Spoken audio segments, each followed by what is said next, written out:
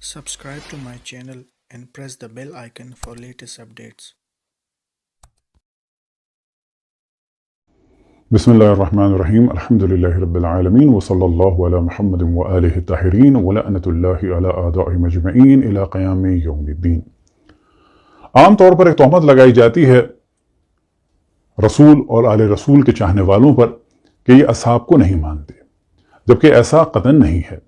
बल्कि हकीकत यह है कि हमारे यहाँ असहाब के बारे में यानी उनको माना जाए या ना माना जाए एक मयार है, और मयार है इताअत रसूलुल्लाह सल्लल्लाहु अलैहि वसल्लम और उनके बाद उनके अहले बैत का एहतराम और खुसूसन मौला अमीरुल मोमिनीन अलैहिस्सलातु वस्सलाम की और बाकी अहले बैत अलैहिस्सलातु वस्सलाम की मोहब्बत।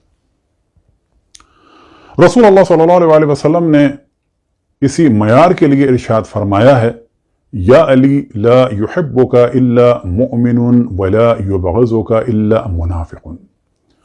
सही मुस्लिम में ये रिवायत है और तमाम अहले सुन्नत इस रिवायत को मानते हैं। यहाँ रसूलुल्लाह सल्लल्लाहु अलैहि वसल्लम इरशाद फरमा रहे हैं, ए अली, कोई तुमसे मोहब्बत नहीं कर सकता मगर ये कि वो मोमिन होगा, और कोई तुमसे बुग़्ज़ नहीं रख सकता मगर ये कि वो मुनाफ़िक़ होगा। अब यहाँ बताते चलें कि बुग़्ज़ का ताल्लुक़ है दिल से, यानी हर आदमी ये जान ले कि अगर उसके दिल में बुग़्ज़ है मौला अमीरुल मोमिनीन अलैहिस्सलातु वस्सलाम का तो वो मुनाफ़िक़ है। और अगर हम किसी को देखें कि वो मौला अमीरुल मोमिनीन अलैहिस्सलातु वस्सलाम को गालियाँ दे रहा है या उन पर लानतें भेज रहा है या उनसे जंग कर रहा है, तो हम जान लें कि ये लोग मुनाफ़िक़ हैं। लिहाजा असहाब के बारे में भी ये जो कहा जाता है कि अहले सुन्नत तमाम असहाब को मानते हैं, ऐसा नहीं है। हजरत उस्मान के कातिल असहाब थे लेकिन वो उन असहाब को नहीं मानते, उनका जिक्र नहीं करते। अब ये एक अलग डिस्कशन है कि जिनका नाम लेते हैं वो नाम सही लेते हैं या क्योंकि वो मौला अमीरुल मोमिनीन के चाहने वाले थे उनको बदनाम करना चाहते हैं। क्योंकि जनाब उस्मान के खिलाफ जो असल बगावत थी और उनके खिलाफ जो उभारा, उनमें सफ़े अव्वल में जनाब हजरत आयशा थी और तलहा और जुबैर थे। ये मौजू बिल्कुल अलग है और इसे कभी बाद में डिस्कस करेंगे। कुरान के एतबार से भी तमाम असहाब सिरात मुस्तकीम पर नहीं है, और इसी वजह से सूरह मुनाफिकून भी नाजिल हुई। और इसी जानिब अल्लाह सुब्हानहु व तआला ने इरशाद फरमाया सूरह तौबा में, और इरशाद हुआ, वमिम्मन हौलकुम मिनल अअराब मुनाफिकून वमिन अहलिल मदीनति मरदू अला निफाक। तुम्हारे इर्द गिर्द जो अरब बद्दू हैं इनमें मुनाफिक हैं, और अहले मदीना में कुछ लोग निफाक में शदीद हैं।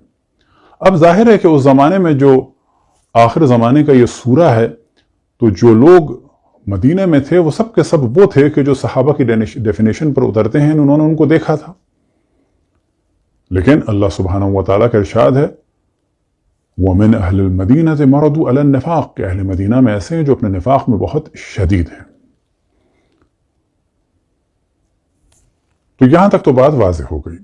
अब इस जानिब हम तवज्जो दिलाएं कि असहाब के बारे में मुख्तलिफ डेफिनेशंस हैं, और कोई भी डेफिनेशन बिला शक रसूलुल्लाह सल्लल्लाहु अलैहि वसल्लम ने खुद इरशाद नहीं फरमाई। अब उमूमन कहा जाता है कि वो असहाब हैं कि जो आखिर तक मुसलमान रहे हों, लेकिन अगर ना रहे हों तो क्या है कि नहीं, वो असहाब नहीं है। तो फिर हम सवाल करेंगे कि रसूलुल्लाह सल्लल्लाहु अलैहि वसल्लम ने इरशाद फरमाया मौला अमीरुल मोमिनीन अलैहिस्सलातु वस्सलाम से, या अली ला युहिब्बुका इल्ला मुअमिनुन वला युबग़िज़ुका इल्ला मुनाफ़िक़ुन। ए अली, कोई तुमसे मोहब्बत नहीं कर सकता मगर ये कि वो मोमिन होगा, और कोई तुमसे बुग़्ज़ नहीं रख सकता मगर ये कि मुनाफ़िक़ होगा।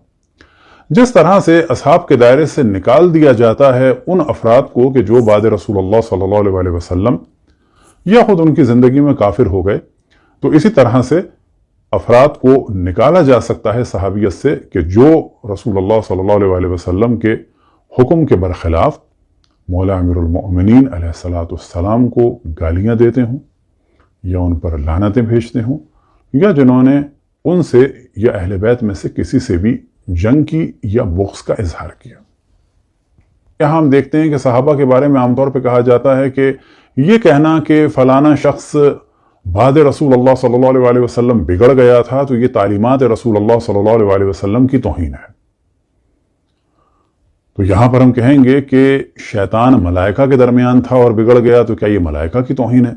خداوند تبارک و تعالیٰ کی عظمت کے جلوے دیکھ رہا تھا، کائنات کو دیکھ رہا تھا اور پھر بھی بگڑ گیا، کیا یہ اللہ کی توہین ہے؟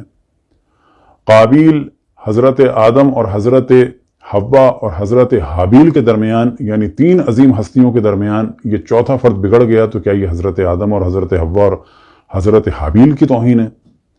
انبیاء کی اولاد بگڑ گئیں جیسے کہ حضرت نوح علیہ السلام کی، تو کیا یہ حضرت نوح کی توہین ہے؟ ان کی بیویاں بگڑ گئیں جیسے کہ حضرت لوط اور حضرت نوح کی، تو کیا یہ حضرت لوط اور حضرت نوح کی توہین ہے؟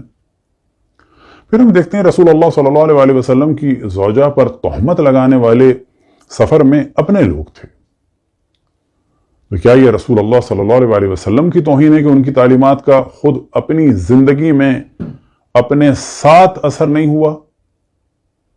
تو یہ ایک بالکل ہی بے وقوفی کی بات ہے کہ اگر کسی کے عمل کو بیان کیا جائے بعد رسول اللہ صلی اللہ علیہ وسلم تو کہا جاتا ہے کہ یہ رسول اللہ صلی اللہ علیہ وسلم کی توہین ہو گئی۔ آج ہم گفتگو کر رہے ہیں عبید اللہ ابن جہش کے بارے میں۔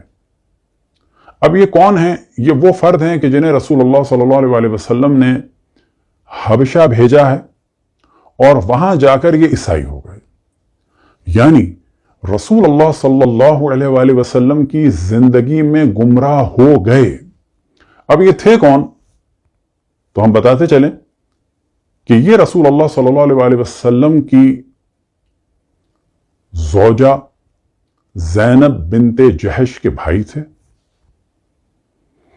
اور رسول اللہ صلی اللہ علیہ وسلم کی دوسری ایک زوجہ جناب ام حبیبہ کے پہلے شوہر تھے، اور پھر رشتے کے اعتبار سے ان کی پھوپھی یعنی رسول اللہ صلی اللہ علیہ وسلم مولا امیر المومنین کی پھوپھی امیمہ بنت عبد المطلب کے بیٹے تھے۔ تو یہاں پہ سوال ہوگا کہ کیا ان کا بگڑنا رسول اللہ صلی اللہ علیہ وسلم کی توہین مانا جائے گا؟ کیونکہ یہ عیسائی ہو گئے تھے، یہ دین سے نکل گئے تھے۔ اب یہاں پر بتاتے چلیں کہ یہ بھائی تھے حضرت زینب بنت جہش کے، تو اس اعتبار سے کیونکہ وہ ام المومنین تھی، مومنین کی ماں، تو پھر یہ ہوئے مومنین کے ماموں۔ کیونکہ معاویہ کے بارے میں ہم دیکھتے ہیں کہ زبردستی ایک لقب دیا گیا ہے خال المؤمنین۔ اب اگر جناب حضرت ام حبیبہ کے بھائی ہونے کے ناطے معاویہ کو مومنین کا ماموں کہا جا سکتا ہے یعنی خال المؤمنین، تو پھر بڑے کمال کی بات ہے کہ ان ماموں نے دوسرے ایک ماموں کو مار دیا ہمارے یعنی حضرت محمد ابن ابو بکر کو، اور گدھے کی کھال میں جلوا دیا۔ تو کمال کی بات یہ ہے کہ ان ماموں کو یاد رکھا جاتا ہے اس وجہ سے کہ یہ پاور میں آ گئے تھے، اور ان ماموں کو بھلا دیا جاتا ہے کیونکہ وہ مظلوم تھے۔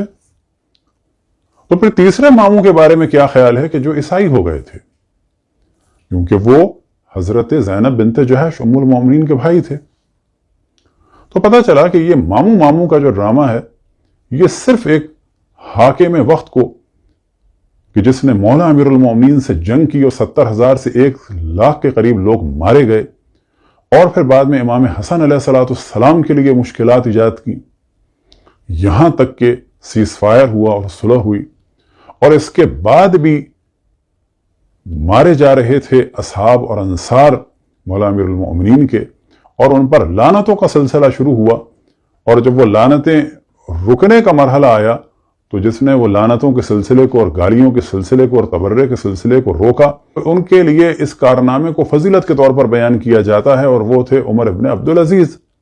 لیکن یہ لعنتوں کا سلسلہ رکا تھا آفیشلی، یعنی اب ممبروں سے نہیں ہو رہا، لیکن گھروں میں، گلی کوچوں میں اور لوگوں کے درمیان یہ سلسلہ صدیوں جاری رہا۔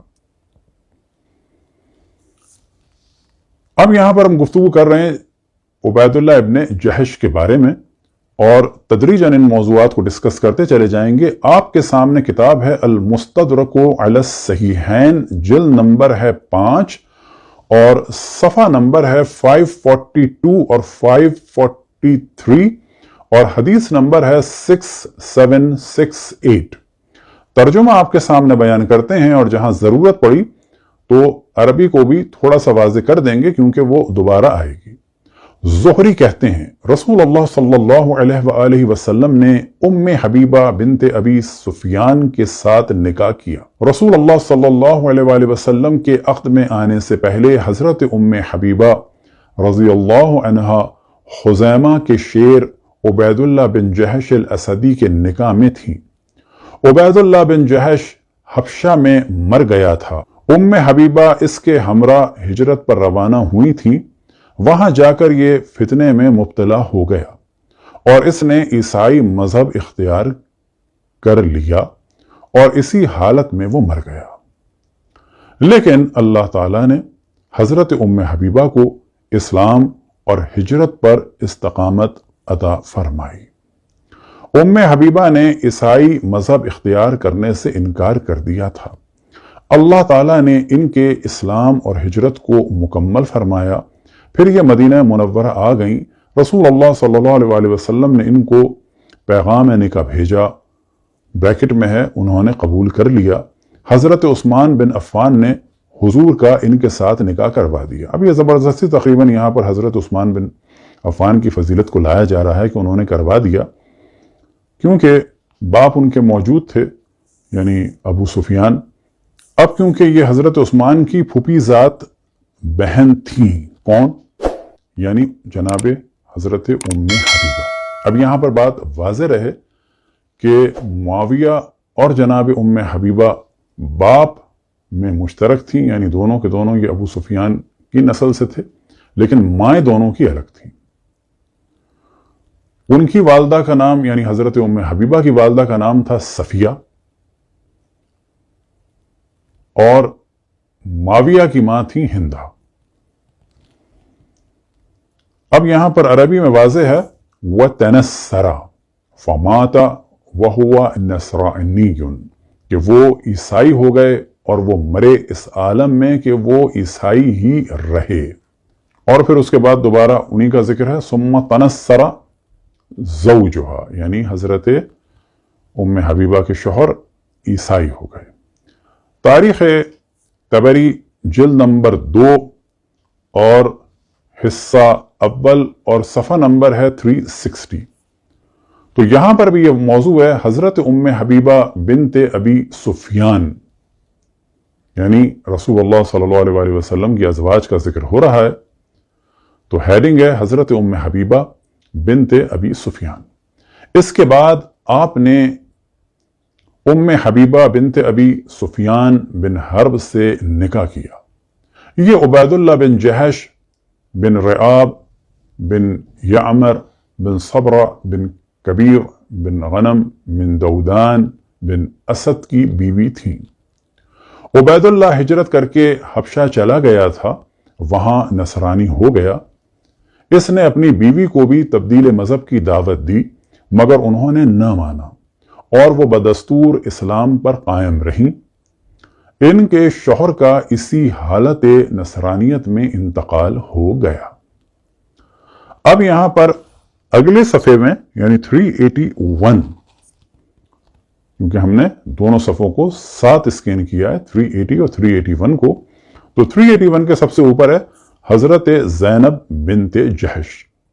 اس کے بعد آپ نے زینب بنت جہش بن رعاب بن یعمر بن صبرہ سے نکاح کیا۔ اب یہ زینب کون ہے؟ تو واضح ہو رہا ہے عبید اللہ بن جہش کی بہن ہیں، یعنی عبید اللہ بن جہش جو ہے یہ بھی ام المؤمنین زینب بنت جہش کے بھائی ہیں۔ تو جو رشتہ دے کر معاویہ کو پکارا جائے، یعنی مومنین کے ماموں، وہی رشتہ دے کر ان کو بھی پکارا جائے۔ بس جس رشتے سے ماموں کہہ کے معاویہ کو پکارا جائے وہی رشتہ ان کا بھی ہے تمام مسلمانوں سے، لہٰذا گزارش ہے کہ ان عیسائی ماموں کو بھی یاد رکھا جائے، کیونکہ ماموں تو ماموں ہی رہتا ہے چاہے وہ کوئی ہو۔ اب یہاں پہ دوبارہ ہم توجہ دلائیں کہ یہ رسول اللہ صلی اللہ علیہ وسلم کی زندگی میں حبشہ گئے ہیں اور بجائے دین پھیلانے کے دین سے نکل گئے ہیں، تو کیا یہ رسول اللہ صلی اللہ علیہ وسلم کی توہین ہے؟ کیونکہ آپ تو ابھی حیات ہیں تو یہ عالم ہے، بعد میں یہ کیا کرتے؟ اب آپ کے سامنے ہے طبقات الکبریٰ لابن سعد، جلد نمبر ہے 1 اور صفحہ نمبر ہے 198۔ وَكَانَتْ قد هاجرت إلى أرض الحبشة مع زوجها عبید اللہ بن جحش الاسدی فتنصر هناك ومات۔ یعنی حضرت ام حبیبہ کے بارے میں بات ہو رہی ہے کہ یہ ہجرت کر کے گئی تھیں حبشہ کی سرزمین میں اپنے شوہر عبید اللہ ابن جحش الاسدی کے ساتھ، اور وہ عیسائی ہو گئے اور وہیں پر اسی عالم میں دنیا سے رخصت ہوئے۔ مسند اسحاق بن راہوی جلد نمبر 4 اور صفحہ نمبر ہے 28۔ وکانت ام حبیبہ تحت عبید اللہ بن جحش بن رعاب الاسدی وقد حاجر معها الى الحبشہ ثم ارتد فمات مرتدا متنصرا، کہ جناب حضرت ام حبیبہ زوجہ تھیں عبید اللہ بن جحش بن رعاب الاسدی کی، اور اس نے ہجرت کی تھی ان کے ساتھ حبشہ کی جانب، اور پھر وہ مرتد ہو گیا تھا اور اسی ارتداد اور عیسائیت کے عالم میں، نصرانیت کے عالم میں وہ دنیا سے گیا۔ وقال ابن سعد وقد كان عبید اللہ بن جحش حاجر بأم حبیبہ معه الى ارض الحبشہ فی الحجرۃ الثانیہ، دوسری ہجرت میں عبید اللہ ابن جحش جناب ام حبیبہ کے ساتھ حبشہ گئے، فتنصر وارتد عن الاسلام، وہ عیسائی ہو گئے، اسلام سے پھر گئے، وتوفی بارض الحبشہ، اور وہیں پر ارض حبشہ میں ان کی موت واقع ہوئی۔ وثبتت ام حبیبہ علی دینها الاسلام وحجرتها، اور وہ یعنی حضرت ام حبیبہ اسلام پر باقی رہیں، پھر وہ دوبارہ مدینے آ گئیں۔ فتح الباری جلد نمبر 13 میں بھی یہی والا موضوع ہے، حاجر الی الحبشہ فتنصر عبید اللہ بن جحش ومات هناك، کہ وہ ہجرت پہ ساتھ گئے اور وہاں جا کے عیسائی ہو گئے، اور اس کے بعد وہیں پر اسی عالم میں ان کی موت واقع ہوئی۔ تہذیب الاسماء واللغات جلد نمبر ثانی یعنی جلد نمبر 2 اور قسم اول، اور یہاں پر بھی یہی والا موضوع ہے، کانا زوجها قبل النبی، کہ حضرت ام حبیبہ کے پہلے شوہر رسول اللہ صلی اللہ علیہ وسلم سے پہلے کون تھے؟ عبید اللہ بن جحش، تنصر بالحبشہ ومات نصرانیا، وہ حبشہ میں عیسائی ہو گئے تھے اور وہیں پر ان کی موت واقع ہوئی۔ السنن الکبریٰ جلد نمبر 7 اور صفحہ نمبر 114، اور یہاں پر بھی وہی والا موضوع ہے، قانت قبلہ تحت عبید اللہ بن جحش، کہ وہ رسول اللہ صلی اللہ علیہ وسلم سے عبید اللہ بن جحش کی بیوی تھی، مات بارض الحبشہ نصرانیا، وہ مرا حبشہ میں اس عالم میں کہ وہ نصرانی تھا۔ اب آپ کے سامنے کتاب ہے الاصابہ فی تمییز الصحابہ، یہ ایک بڑے عالم دین کی ہے، یعنی ابن حجر عسقلانی۔ وہ اس موضوع کو کسی شاذ قول یا قیل کے عنوان سے بیان نہیں کر رہے، بلکہ تعریف صحابہ میں اس موضوع کو ڈسکس کر رہے ہیں، یعنی ایک مسلم چیز ہے۔ اب یہاں پہ بتاتے چلیں کہ اصحاب کی بہت ساری تعریفیں، ان کو انشاءاللہ کبھی ہم بعد میں ڈسکس کریں گے، اور کوئی بھی تعریف رسول اللہ صلی اللہ علیہ وسلم کے ذریعے سے نقل نہیں ہوئی، بعد میں سب نے یہ تعریفیں کرنے کی کوشش کی ہیں، ڈیفینیشن بیان کی، اور مختلف ڈیفینیشنز بیان ہوئی۔ جو زیادہ مشہور ہے وہ انہی ابن حجر کی ہے، اور یہ بھی بات واضح رہے کہ یہ 9ویں صدی کے ہیں، یعنی اس وقت جو مشہور ترین تعریف چل رہی ہے اصحاب کے بارے میں، وہ نہ تو رسول اللہ صلی اللہ علیہ وسلم سے ہے، نہ خود اصحاب سے ہے، بلکہ وہ 9ویں صدی کے ایک عالم دین ابن حجر عسقلانی کی ہے، جو زیادہ مشہور ہے۔ تو جلد نمبر ہے اول اور صفحہ نمبر ہے 158، فی تعریف الصحابی، من لقى النبی مؤمنا به ومات علی الاسلام، کہ جس نے بھی ملاقات کی رسول اللہ صلی اللہ علیہ وسلم سے اس عالم میں کہ وہ مومن تھا، ومات علی الاسلام، اور اسلام ہی پر مرا۔ اب یہ کہتے ہیں وَخَرَجَ بِقَوْلِنَا مَاتَ عَلَى الْإِسْلَامِ، اور یہ جو ہم نے کہا کہ وہ اسلام ہی پر مرا، تو اس سے وہ لوگ نکل جائیں گے صحابیت سے کہ جو ملے رسول اللہ صلی اللہ علیہ وسلم سے اس عالم میں کہ وہ مومن تھے، ثم ارتد، اس کے بعد وہ مرتد ہو گئے، ومات علی ردتہ، اور اسی ارتداد پر ان کی موت واقع ہو گئی، والعیاذ باللہ۔ وقد وجد من ذلك عدد یسیر، اور اس قسم کے افراد کچھ ہیں کہ جو رسول اللہ صلی اللہ علیہ وسلم کے زمانے میں یا بالآخر بعد میں دین سے نکل گئے۔ اب ان میں سے ایک کون ہے؟ کہ عبید اللہ بن جہش الذی کان زوج ام حبیبہ، ان میں سے ایک ہیں عبید اللہ بن جہش کے جو شوہر تھے ام حبیبہ کے، فإنہ اسلم معہا، وہ مسلمان ہوئے تھے جناب ام حبیبہ کے ساتھ ساتھ، وہاجر الی الحبشہ، اور وہ ہجرت کر گئے تھے حبشہ کی جانب، فتنصر، اور پھر وہ عیسائی ہو گئے، فتنصر ہوا، وہ عیسائی ہو گئے، ومات علی نصرانیتہ، اور وہ اسی عیسائیت پر مر گئے۔ اب یہاں پر ممکن ہے کوئی کہے کہ جی یہ تو اصحاب میں سے نہیں تھا، تو ہم یہاں پہ سوال کریں گے کہ جس وقت یہ دین سے نکلا، آیا اس وقت یہ صحابی کی ڈیفینیشن پہ تھا کہ نہیں تھا؟ اس وقت نکلا تو بعد میں نا۔